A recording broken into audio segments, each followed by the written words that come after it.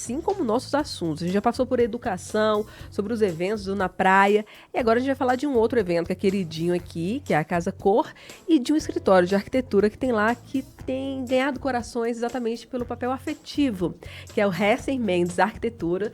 Os sócios estão aqui ao meu lado, a Anastácia Hessen e o Matheus Mendes. Sejam os dois muito bem-vindos. Obrigada, Bárbara.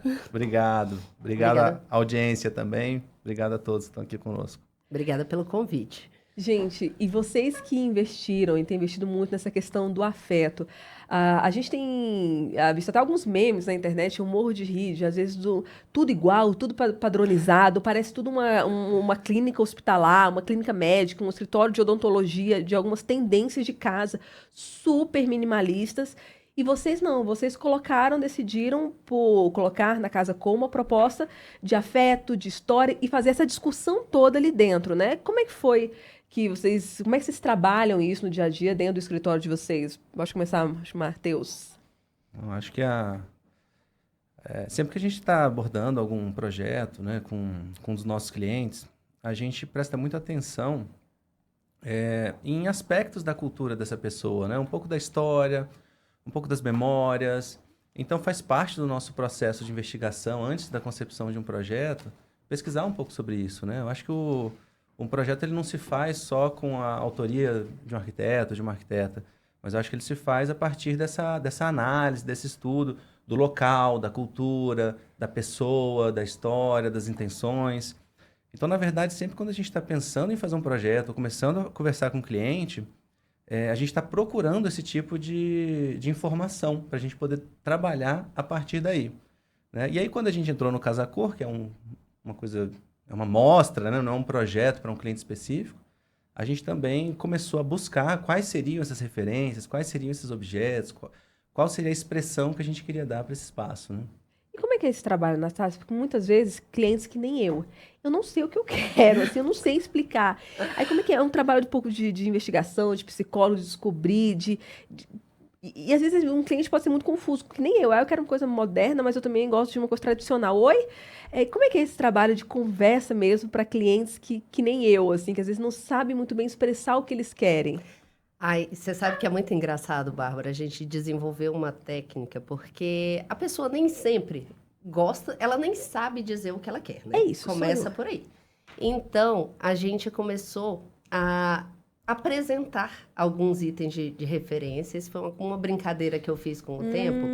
Montei até uma caixinha lá no escritório. Olha! Com algumas imagens de referência e tudo mais. E eu fiz uma coisa bem lúdica, que as pessoas conseguem pegar e tudo mais. Adorei. E aí tem de comportamento, da história da pessoa, de hobbies, de dia a dia, de pet, de todos os itens que podem dizer respeito à vida da pessoa, né?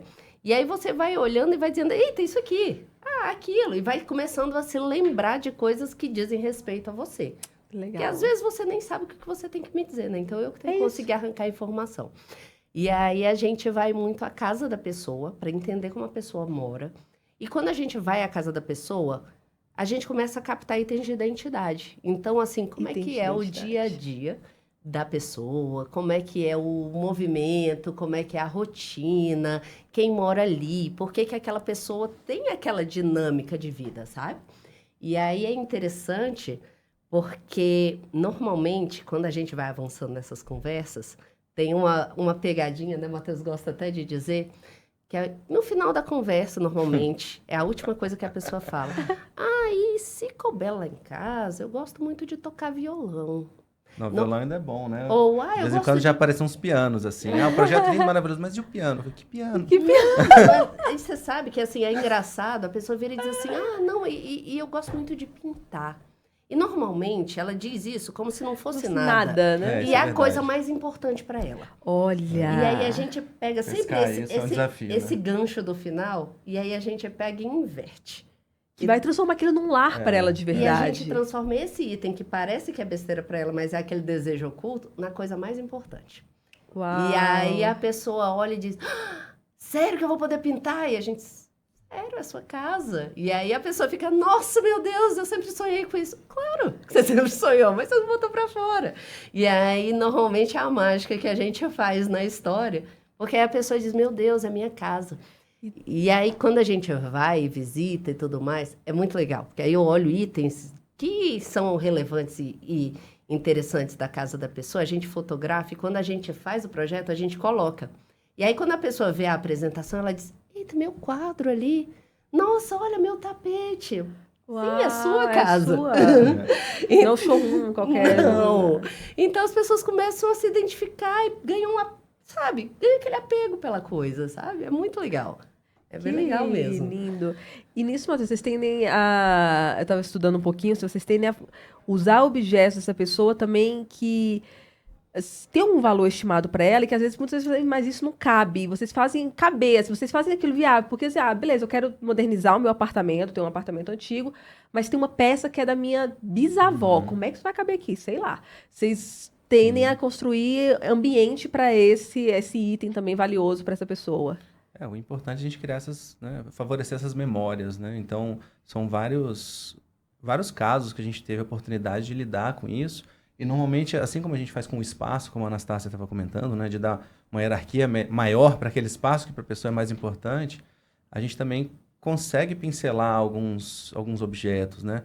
Recentemente, a gente teve um apartamento queridíssimo que a gente fez, uma senhora que já tinha vivido uma vida inteira aqui em Brasília, estava se mudando de uma casa para um apartamento.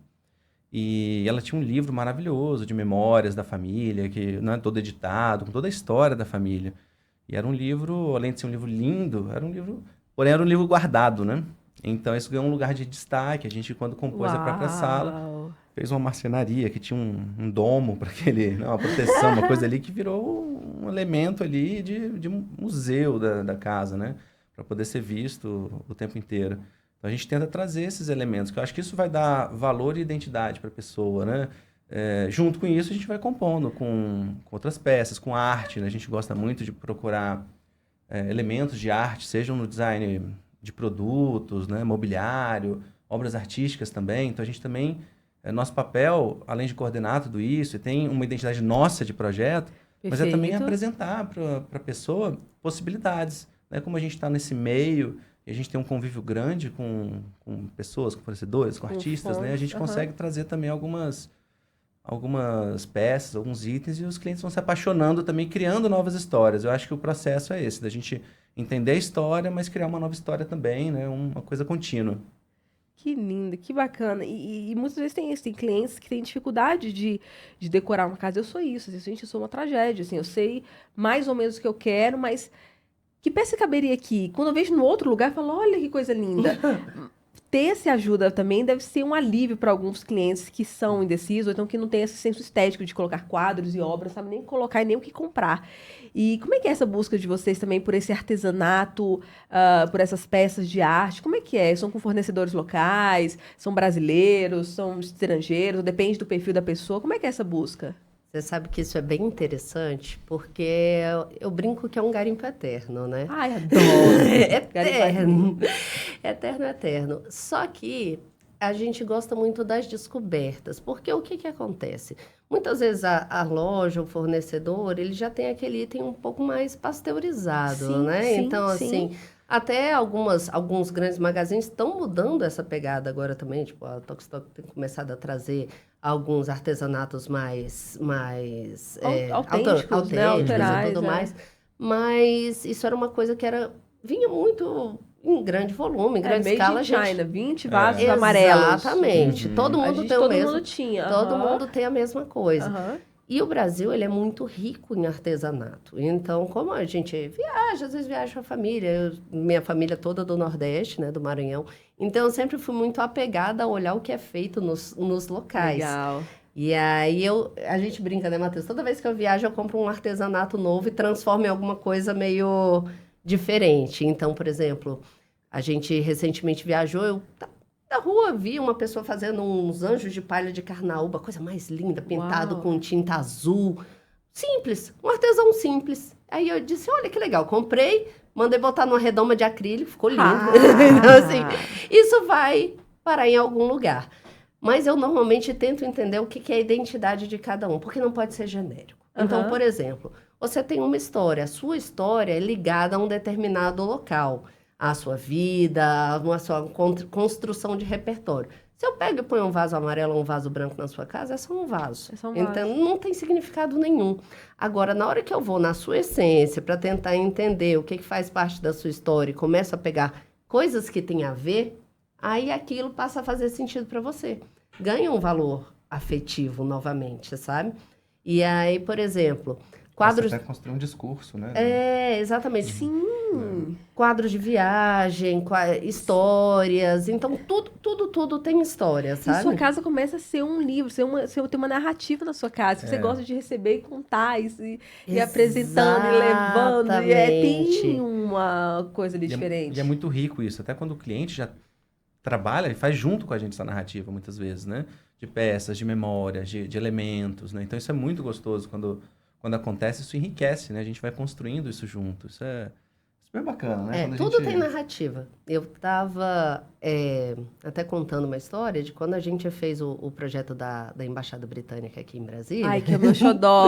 Stephanie Kaki, embaixadora, que eu amo Stephanie, sua linda. Também amo. Meu Deus do céu, como eu admiro. Eu adoro aquela mulher. E quando ela mudou para Brasília, uma história linda, né? Porque ela é a primeira embaixadora mulher britânica no Brasil. Gente, a história dela é maravilhosa, que ela trabalhava só na embaixada, se apaixonou pelo Brasil. E ela falou assim, eu não sei como, porque ela não estava no escalão para ser embaixadora que pro Reino Unido, o Brasil tem uma importância muito grande. Ela falou, eu não sei como, mas eu vou voltar para cá como embaixadora, fazer o que for preciso. E ela passou um tempo fora, falou, não, fazendo 1000 coisas, e hoje é embaixadora apaixonada por esse Brasil, fica rodando de uma ponta a outra. Ela é incrível, muito assim, atuante, apaixonada, né? e muito... assim, querendo melhorar mesmo o país. Eu acho sensacional. Não, ela é incrível, sabe? Assim, eu sou fã número 1 aqui, o fã-clube da Stephanie. Mas você sabe que é engraçado, porque quando ela se mudou para cá, a gente foi convidado para fazer o projeto da residência oficial, que é onde ela recebe as pessoas, mas é onde ela habita, mora, né? De verdade, né? E ela tem 3 filhos, então ela veio com a família. É um lugar que tem também uma essência de casa, né? Lá. E aí... Divide, né? Divide entre recepção, né? Entre uma espécie de Itamaraty. Porque ela recebe uma pancada de gente lá nas festas e tudo mais. Mas ela puxou uma coisa, ela disse assim, Anastácia, eu gosto muito de contar a história das coisas. Eu disse, então tamo juntos, porque a gente gosta de tudo que tem história. E aí, tudo lá tem. Você puxar um ganchinho de uma coisa, tem história. Então, na sala principal, a gente colocou um painel de mármore, que é um painel... um mármore, um tipo de mármore chamado mármore calcítico, que é um mármore que foi feito com as formações tectônicas em lugares em que antes havia mar. Então, o mar passava pelo lugar e fazia as formações de ondas nessa rocha que está na parede.